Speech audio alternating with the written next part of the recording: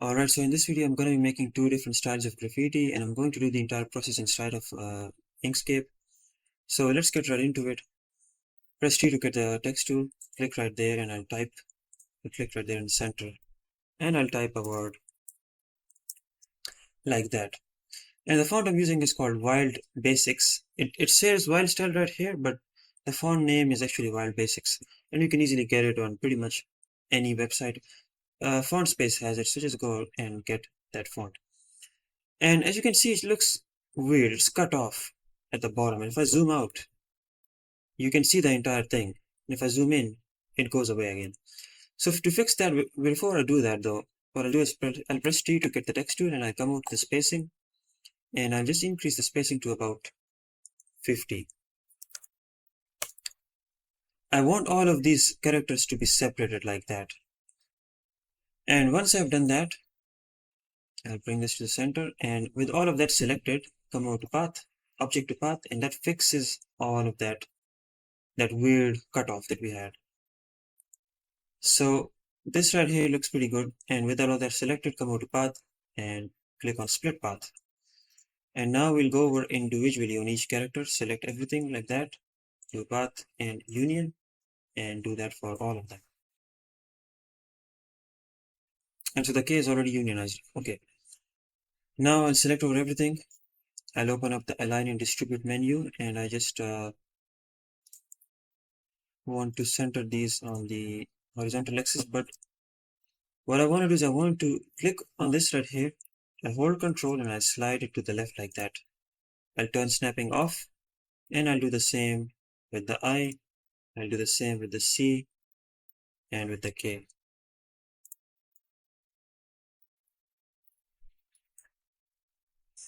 So now what I want to do is I want to give this right here an offset. I want to create a copy of this. I'll create an offset for all of them to begin forming the actual graffiti. So yeah, okay. So let's click on this, press Ctrl D to duplicate that, give that a black fill color, lower that to the bottom, and then click on path and click on the path effects to open the path effects menu, and then from here you want to look for offset. So click on offset, and really all you want to do here is click on force miter. We want this checked, and just go ahead and click on the plus to give that an offset. And I think that 0.3 is looking pretty good, I think. So I'm gonna go with an offset of 0.3. And I'll come over to this menu, click away, and that right there is pretty much what we're looking for. But I'm not gonna finalize it yet. I want to give it the same offset to all of these. So I'll go ahead, click on the L, I'll press Ctrl D, give that a black fill color. I'll lower that one step, I'll lower that one more step, and I will give that an offset.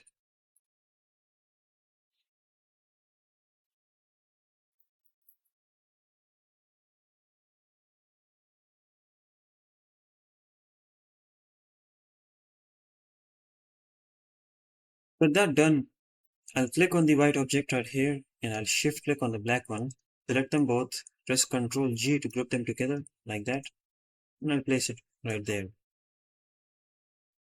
Click right there, and I'll do the same thing for all of these.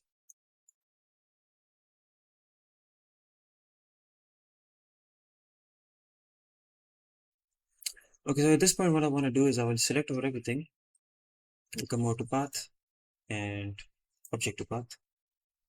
And all of these are now finalized, all of these offsets are now finalized. And what I want to do now is I'll click right there, shift click on that, press Ctrl G, just place it where I want each of the character to go.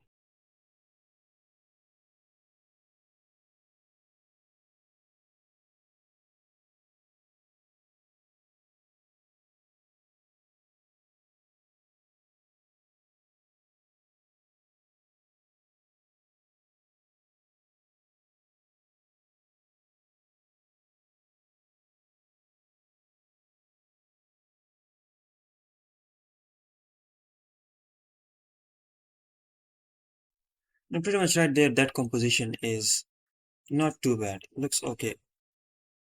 And so now I want to give this graffiti a 3D depth effect and a depth look. To do that, I'll select over everything.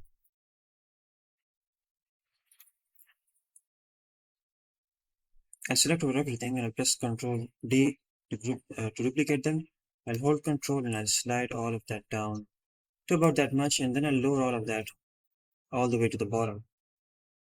And what I want to do is I want to zoom in and click on all of them, all of the bottom characters, and I'll press Ctrl Shift and G to fully ungroup everything. And now I'll click on the white ones and I'll delete them. I'll click on all of the white copies and I'll delete them like that. So only the black copies are left. And now I'll click right there, select all of them. I'll click right there, shift click right there, shift click on that, on the eye right there. And with them all selected, I'll hold Control and Shift and I'll scale this down to about its size. That size right there, I think looks pretty nice. So I'll scale it down to about that much. And what I want to do now is I want to connect the black part of this character to the black part of this one to give it that 3D depth effect. Click on the black object, shift click on this one, and come over to extensions, generate from path, extrude between two paths. I'll place the menu here, and right here from the drop down you want to select follow curves, click on the live preview, and that right there looks pretty good. So go ahead and apply that and close it out. Click away to deselect everything. Click on this newly created object and you can see it says group of 74 objects. Hold Ctrl Shift and G to ungroup that, and with everything selected, come over to path, union, and now hold Alt. With that selected, hold Alt and click right there on the bottom object, and then hold Shift, click on this object, come over to path, union, and that right there finalizes that 3D. And I'm just gonna go ahead and follow those same steps for all of these.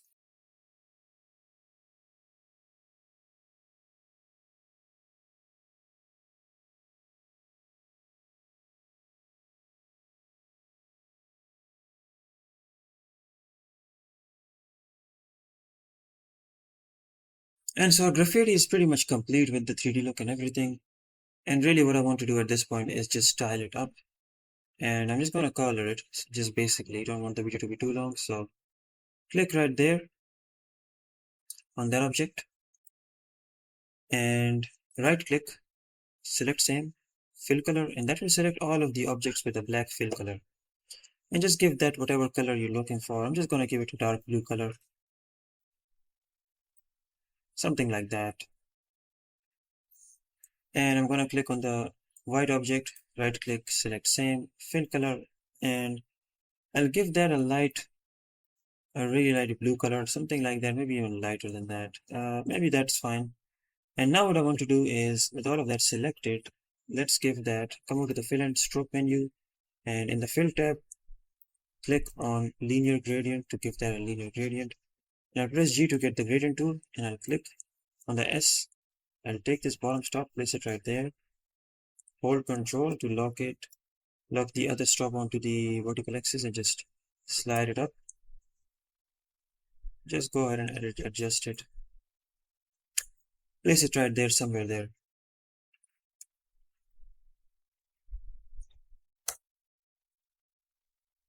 And I just want the top stop to be like a very light white color, maybe something like that, maybe. And then the bottom stop is pretty much fine as it is. And I now just click on the L. I'll take this gradient, stop, place it there, and do the same thing. But this time, what I'm going to do is I'll come over to the gradient drop down, and I'll just select this gradient. So automatically it will do it for me. And I'll just do the same thing with the eye and everything else.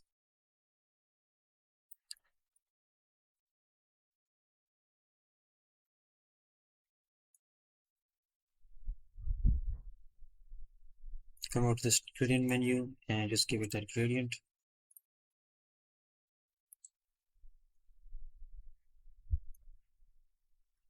If you mess up, press Ctrl Z, take you back to the last step and just give it that same gradient. And pretty much that is gonna be it.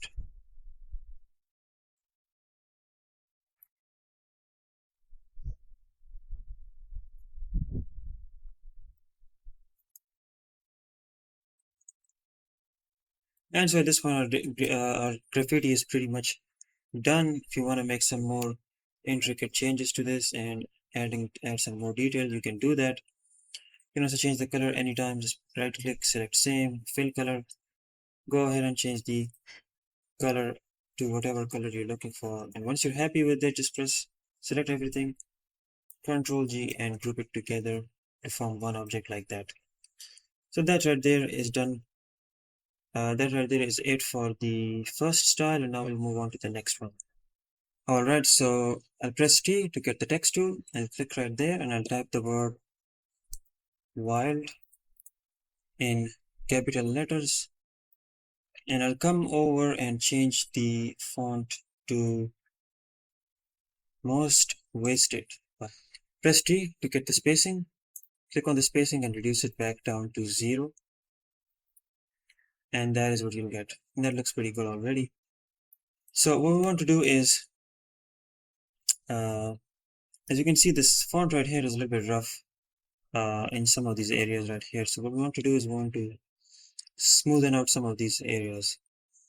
And so to do that, we have to click on this, come over to path, object to path, and now press N to get the nodes tool, zoom right in, and let's just like remove some of these areas right here.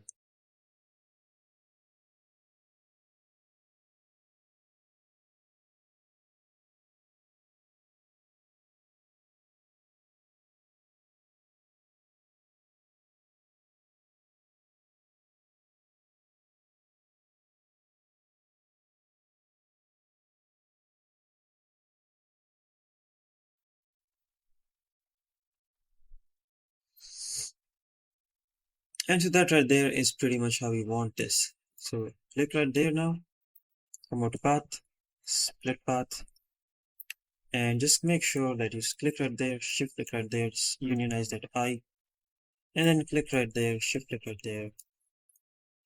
Okay, so that's already unionized. Okay, let's just place them a little bit tighter, like that. You want not too much space between them. Right about there looks pretty nice. So now select over everything, do a path and union. Now click right there, press Ctrl D, duplicate that, give that a white fill color, lower that all the way to the bottom, and I'm going to give that an offset. So come over to the path effects menu, click on offset, and go ahead and just give that. I mean, 0.2 looks pretty good for me, so I'm just gonna go with 0.2 right there. And I'll come over to path, object to path to finalize that. And now I'll press Ctrl D, duplicate that object, lower that all the way to the bottom, and give that the same blue color. And now come back over to the offset menu, and let's give that a much thicker offset. About 0.7 should do the job, maybe 0.8. Come over to path, do an object to path, click right there to select that, hold Control, just lower it like that in right here. So I'll click on the top object and I'll give that a blue color, about that color. That color looks okay. I'll click on the white object, zoom in, click on the white object, and I'll give that the same dark blue color. And now I'll select the bottom object and I'll just lower it a bit more. Okay, right about there looks pretty nice. And I'll select over everything now and press Ctrl D, duplicate that, come over to path, union, and lower that all the way to the bottom and give that a white fill color. And now I'll give that an offset as well. So come over to the offset menu again and then just skip that. An offset of about 0.2 looks pretty much exactly how I want it, so I'll come over to path, object to path, and finalize that. So now what I want to do is I want to create a reflection effect. So I'll click on this text object, press Ctrl D to duplicate that, and I'll come over to the path effects offset menu, and I'll give it a different color like white, for example. Just give that a single inset like that, just minus 0.1. And that right there is pretty much exactly what we're looking for. So come over to path and click on object to path and finalize that. And what I want to do is I'll click right there and I'll make a rectangle. And I'll press Ctrl D and I'll duplicate that. I'll bring this here. And let's give that a different color as well. So I'll just place it right about there. Press Ctrl D and I'll place this one like right there. Press Ctrl D one more time and I'll place this one like right there. I'll take this one and let's make this really thin, like about that much.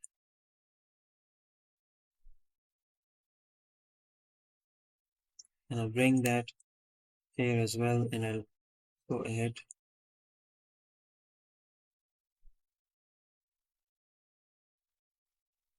Let me just give that the same color. And now I just place it pretty much right next to the bigger rectangle, like that. And now shift click on all of these blue rectangles to select them. Come over to path, unionize all of that. And shift click on the white object, do a path and intersection, and that gives you something similar to that, but this color is not the right one, so I'll just make that a light version of the blue to give it that effect right there. And so right about there, it pretty much is finalized, but I want to just give this a little bit of like a drip effect as well. So let's go ahead and do that. I'll click right there, press N to get the nodes tool, and I'll zoom in. I'll double click right there to add a node, and I'll double click right there to add another node. I'll click right there in the middle of these two nodes, and I just drag it down. So to do this first, what you have to do is select both of these nodes and make sure these are corner nodes, by the way. So click right there just once to make them corner nodes, right? And now what you want to do is click right there in the center and just drag it down like that. And now you want to double click and make sure, by the way, that the drip is like fully vertical, so it looks like it's being pulled down by gravity like that. And now what you want to do is you want to click right there, double click, add a node, and make sure this node right here, select over it, make sure that is an auto smooth node. To make that, click right there and that will turn it into an auto smooth node, and make sure these two nodes are corner nodes. And to make these corner nodes, select and do that. But we've already done that, so if you do it again, it turns all the lines next to it into straight lines. We don't want that. Now what I want to do is I'll just move this node right there, and I'll move this one right here. Maybe I'll move this like right here, we'll move this right here. And if the text gets warped, then just go ahead and adjust that accordingly, however you have to. Come over to the bottom part and just go ahead and add a little bit of realistic drip effect to it like that. Now one more thing you want to make sure that you do is click right there on that node, and this handle right here, you want this handle to be parallel to the opposite handle to make it more realistic. Click right there and zoom out and make sure that this handle is parallel to the path. So it's following the path right there. That will give it a much more realistic look.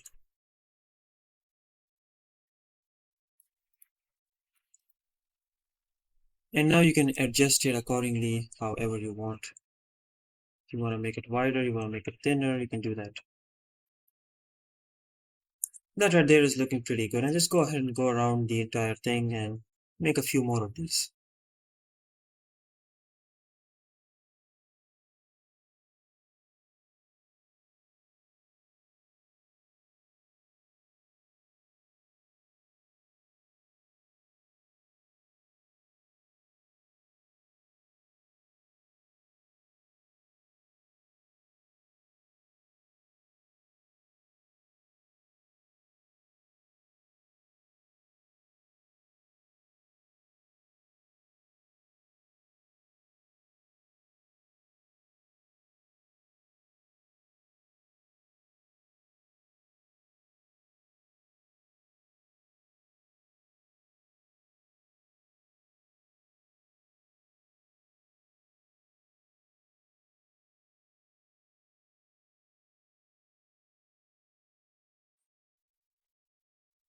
And so that right there is pretty much finalized, and that is how you can create graffiti inside of Inkscape without really doing any tracing.